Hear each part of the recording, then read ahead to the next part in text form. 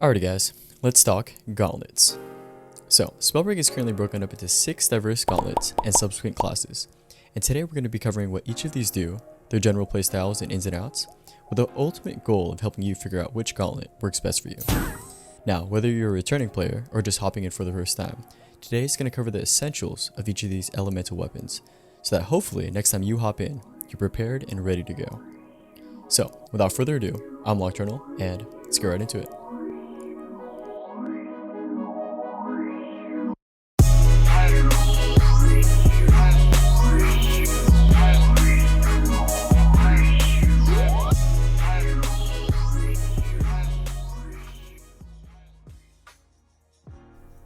Alright guys, so I just want to quickly mention that this video is part of a Spellbreak series on this channel.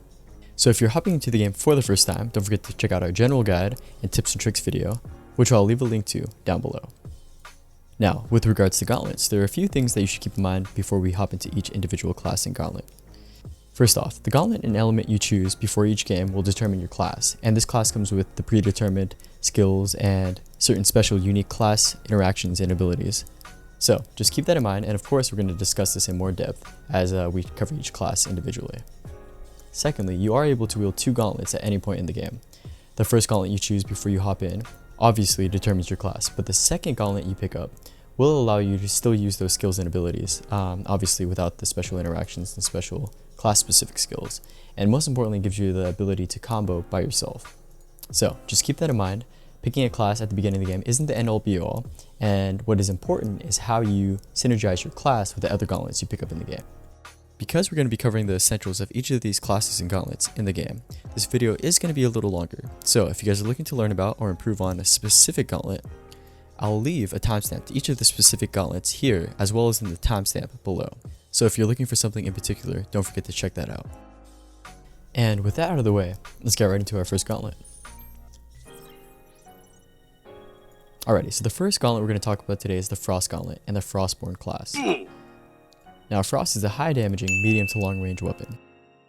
This gauntlet's spell, or auto attack ability, is a bow-like chargeable mechanic, and its sorcery, or chargeable cooldown ability, is Flash Freeze, which allows you to freeze and slow any enemy within a certain radius of yourself. Now, choosing a Frost Gauntlet as your starting gauntlet will grant you access to the Frostborn class.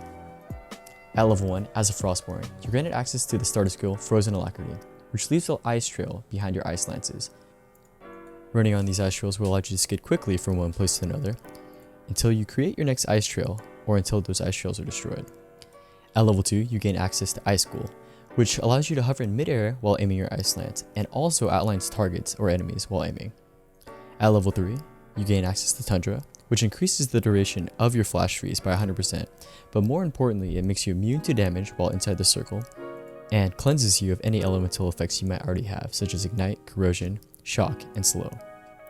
And lastly, at level 4, you get access to Ice Prism, which increases the damage by 35% of your Ice Lance when you overcharge your ability.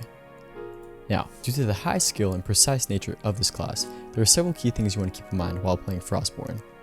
Because it suffers at close range, you want to constantly utilize the mobility, especially that offered to you by Frozen Alacrity and Ice Trail, and of course, utilizing runes that help you keep a distance from your enemies, such as Flight Rune and Teleport, or that allow you to constantly kite, like Spring Step and Dash.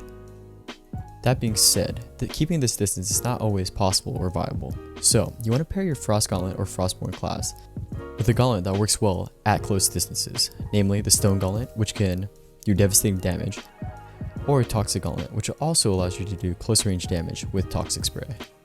Of course, with this long range and precise playstyle, Frost is one of the most difficult classes to master, but mastering this gauntlet makes you to a fearsome opponent and allows you to end fights before they even begin. Capable of doing devastating damage on the ground and having high zoning potential, the Stoneshaper class and the Stone Gauntlet is a powerful class for anyone just hopping into the game for the first time. The Stone Gauntlet's auto attack ability and spell is Shockwave. This ability allows you to disrupt the earth in front of you for a long distance and does damage to anyone in that pathway. The Gauntlet's sorcery is Boulderfall, which allows you to conjure up a huge boulder and send it a far distance away, dealing damage on impact or exploding when it lands. Your starter skill, as a Stoneshaper, is Stone Skin, which natively gives you 20 extra armor and allows you to regen 5 armor per shockwave every time your shield is less than 20. Your level 2 ability, Bedrock, also synergizes with your shockwave ability, allowing you to quickly descend to the ground if you're in the air when casting shockwave. At level 3, a correction allows boulder fall's size to grow as it flies. The longer it's in the air, the larger the hitbox becomes and the more damage it deals when it lands. And lastly, at level 4, you get Avalanche, which increases the number of boulder fall charges you have by 1. While powerful when used correctly, there are several key things you should keep in mind while playing Stoneshaper. Early game, with Stone Skin, you essentially land with a 20 armor belt. Now, regenerating this belt and keeping it up, especially in early game duels, is essential to staying alive. Don't forget to spam the Shockwave ability so you can generate free shield when you're out of armor. This, paired with Shockwave's immense damage, and the fact that a lot of players are not going to have a lot of mana to levitate or mobility runes to move away, makes the Stoneshaper class an extremely strong one early game.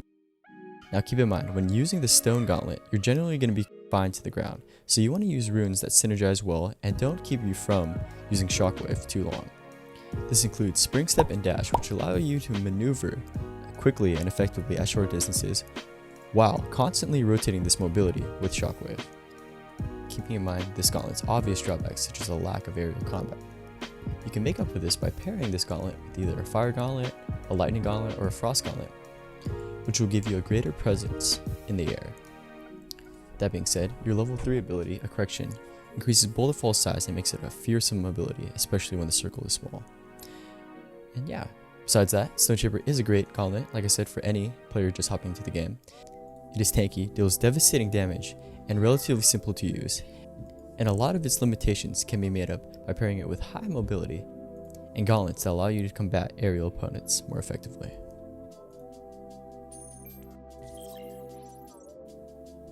Next up, we have the Fire Gauntlet and the Pyromancer class. The Fire Gauntlet spell is Fireball, which is a strong, short to medium range projectile, which also leaves flame puddles on the floor and ignites players for damage over time. Its sorcery is Flame Wall, which sets up a linear wall of flame, which does damage and inflicts ignite on any enemy who runs through it. Starting as a Pyromancer, increases your fireball explosion radius by 200%, but also allows you to ignite targets that you hit directly. At level 2, you gain access to Firefly, which makes you immune to not only your own, but your teammates' firewalls as well. And on entering any of these friendly flame walls, you take flight for 2 seconds. At level 3, you gain access to Paralysis, which increases your flame wall damage by 100% for the first 2 seconds after you ignite it. And lastly, at level 4, you get Conflagration, which turns your fireball into 4 smaller fireballs when it hits. The nature of the Fire Gauntlet and the Pyromancer class of course lends itself to close to medium range combat, and because of this, having high mobility, short cooldown runes such as Spring Step and Dash allow you to thrive and dance around in close range combat. Of course, even without these runes, you're given inherent mobility with Firefly and running through your firewalls, so constantly using this flight to your advantage, whether it's your own or your teammates, is essential to keeping up in fights. Fire is of course one of the most comboable gauntlets in the game, and can be paired very well with Stone Gauntlet or Toxic Gauntlet to create devastating spell effects. Given its strong, well-rounded nature and powerful combo potential, Fire is a really good class for anyone looking to hop into the game for the first time, and can be utilized effectively whether you're playing solo or in a squad. Also potent at close range and having high combo potential is the Toxic Gauntlet and the Toxicologist class. The Gauntlet spell is Toxic Spray, which allows you to throw a wide spray of poison at your enemies. Its sorcery is Toxic Cloud, which starts out as a small projectile, but upon impact turns into a large cloud of toxic, which deals damage to any enemy within it. Your starting skill as a Toxicologist is Viscosity, which allows your toxic sprays to leave toxic puddles on the ground when they land. Vanishing Mist becomes available at level 2 and makes you immune to any friendly toxic clouds. On top of this, upon entering these friendly clouds, you dash in a direction and become invisible for 3 seconds thereafter. Outbreak at level 3 increases toxic spray damage by 75% while you're invisible, and at level 4, Spreading Sickness grants you 2 extra bombs when you toss your toxic cloud. Toxic is a class that thrives in close range as well, And hitting things such as your toxic spray and landing toxic puddles is essential to keeping your enemies at bay. Given its synergy with invisibility, constantly proccing Outbreak by using Invisibility Rune, or taking advantage of high mobility at close range with Spring Step and Dash. Pairing this gauntlet with Fire allows you to create Dragonfire with almost every spell and sorcery combo. Or pairing this gauntlet with Frost or Conduit will allow you to thrive at short and long ranges. The ability to devastate your foes at close range with Toxic Spray and Toxic Puddles, as well as hopping in and out of invisibility, makes this gauntlet and the Toxicologist class a menacing foe on the HoloLens, and an exciting one to pick up if you're just hopping into the game for the first time.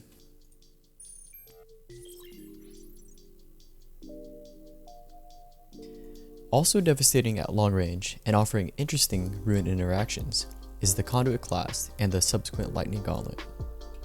Now the Lightning Gauntlet spell is called Lightning Bolt and allows you to continuously send lightning bolts at your enemies until your mana runs out. These bolts are effective at long range, but unlike Frost, can be used in quick succession with one another to overwhelm your enemy. Your sorcery is Lightning Strike, which calls down a bolt of lightning from the sky, hitting anyone in a circular radius, regardless if they are on the ground or in the air. At level 1, as a conduit, potential energy increases your lightning bolt damage by 1 for every subsequent bolt until you stop casting. Overload, at level 2, increases your rune charge by 1 every time you cast a lightning strike. Hitting level 3 grants you Power Surge, which decreases your mana cost of all your spells by 4 seconds after you cast Lightning Strike. And lastly, at level 4, Secondary Strikes gives your Lightning Strike 4 extra strikes at 0.6 second intervals every time you cast it. The Conduit's potential is maximized when it's used at long range and its runic efficiency is constantly rotated. Constantly using Lightning Strike not only is a powerful AoE ability, but as a way to decrease mana and increase your rune charges is essential to dominating the battlefield. Given the ability to generate a second rune at will allows you to tap into almost every runic ability, and the runes that thrive with this class really depend on how you want to play it. If you want to constantly stay at a distance and utilize the long range of Lightning Bolt, using Teleport or Flight Rune will allow you to constantly stay your distance, and do so at will with runic efficiency. Mobility with shorter cooldown, such as Dash and Spring Step, can also be used well with runic efficiency, as constantly rotating your lightning strikes and generating runes allows you to constantly stay moving. Given its short range abilities and combo ability with Conduit, Toxic is an extremely strong gauntlet to use as your secondary. Fire and Stone are also safe picks, as they allow you to engage in close range combat as well if anyone is able to catch up with you. The Lightning Gauntlet is one of the most adept at keeping enemies in the air at bay, and given runic efficiency is an extremely hard class to anticipate. So consider picking up a Lightning Gauntlet or trying out the Conduit class if you're interested in long range abilities and high rune utilization. The Tempest class and the Wind Gauntlet is one that utilizes high mobility, excels at aerial combat, and has high kite potential so that you can constantly outplay and outmaneuver your foes. The Gauntlet's initial ability and spell is Wind Shear, which allows you to conjure up many constant gusts of wind to attack your enemies from far and close distances. The Gauntlet's sorcery is Tornado, which allows you to pull in enemy spells, enemies, and occasionally friends. Your level 1 ability and starter skill is Wind Surge, which allows you to wind jump every time your Wind Shear hits the ground.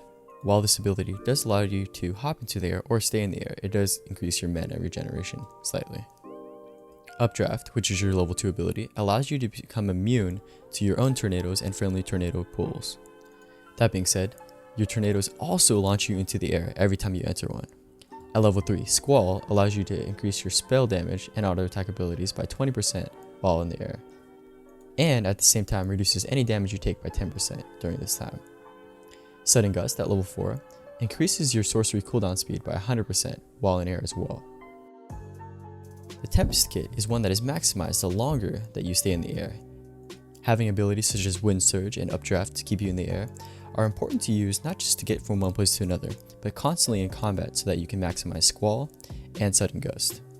Using runes that you can rotate with Tornadoes and Wind Shear so that you're constantly moving and staying in the air, such as Spring Step, Dash, and Flight, are ones that you want to constantly keep an eye out for when you're in the HoloLens. The class's high mobility does not only make it adept at close range combat, but allows you to increase the gap in distance between you and your enemies. And because of this, it makes a suitable pair for classes that are both short range and long range as well. That being said, because Tornado combos well with Lightning, Fire, and Toxic, these are gauntlets you might want to consider picking up while you're using the Wind Gauntlet. Understanding and utilizing well your second gauntlet while playing Tempest is essential to playing this class, as natively it does not do a ton of damage. Because of this, and its need for high maneuverability, it makes Tempest a class with a higher skill cap. But when you master this high mobility, and take advantage of its high and potent poke potential, this class and gauntlet is one of the most powerful in the game. Alrighty guys, as always, thanks again for watching. I hope you guys enjoyed the video, and if you guys learned anything new today, don't forget to like and subscribe. As I mentioned earlier, this video is part of a Spellbreak series on this channel where we cover more about the game in depth, so don't forget to stay tuned for that. We do come out with videos twice a week. And besides that, we do stream 3 times a week on Monday, Wednesday, Friday at 9 PM PST, so if you guys are interested in asking questions in person, or just hanging out and checking out the games I do cover, don't forget to check out the Twitch link down below as well. And besides that, don't forget to comment your questions and concerns about Spellbreak, or for me. We do check those out all the time, so we appreciate your feedback. And besides that, we will see you guys next time. Catch you later.